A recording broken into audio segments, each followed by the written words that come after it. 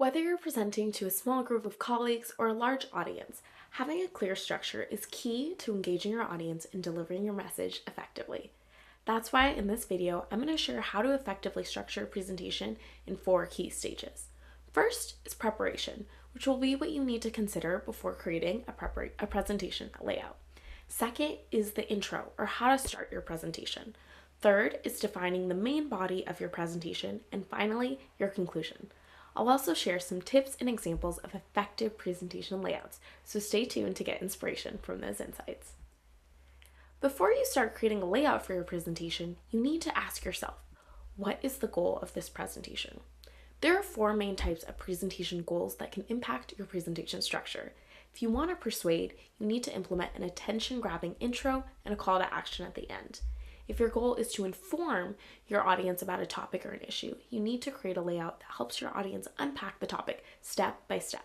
Here, you want to follow a chronological or priority-based order from larger ideas to smaller topics.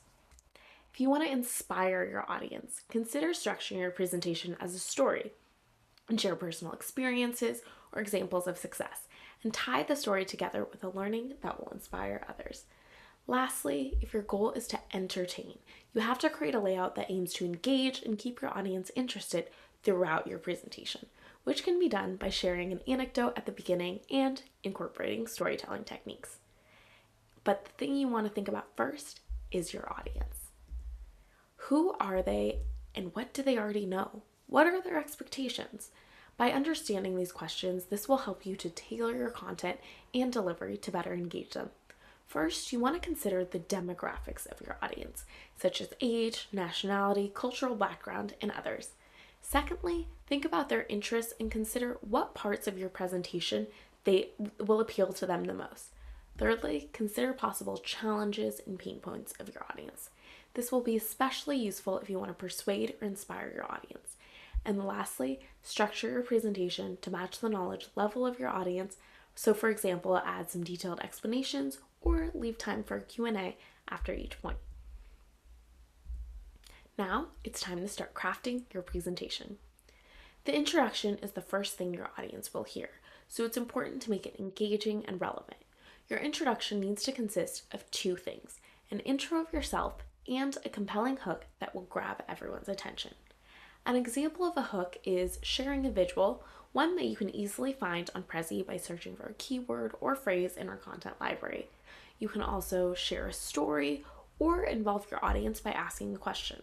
Another thing you can do is you can start with a shocking statistic and display it using a data viz chart that you can also find in Prezi.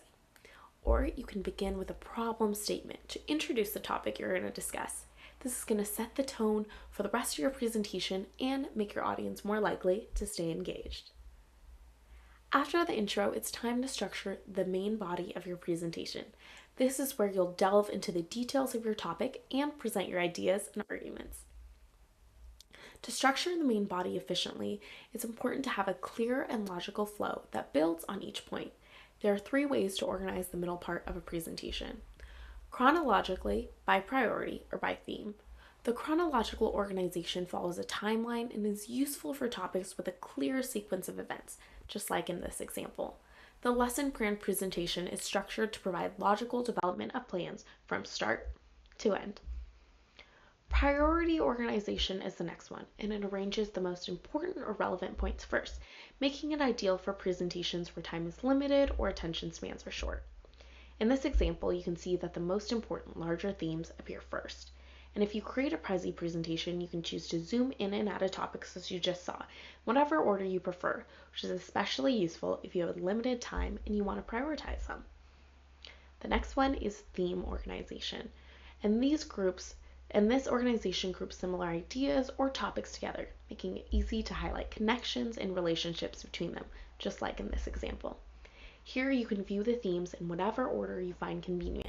Whichever approach you choose, make sure you use clear and concise language and include examples and visual aids to help illustrate your points.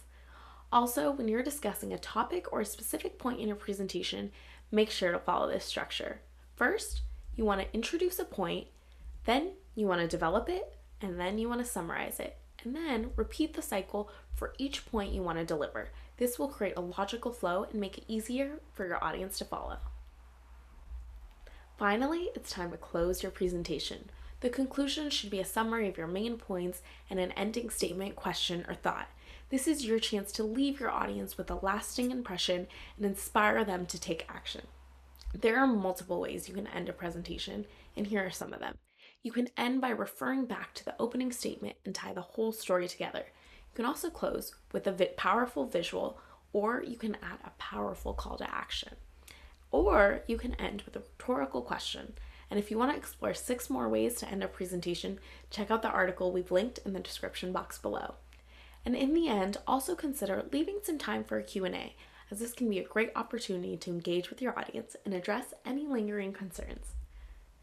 If you enjoyed learning about presentation structure and are inspired to create your own, head over to Prezi, where you'll find creative tools, templates, and examples that'll help you build a powerful and engaging presentation.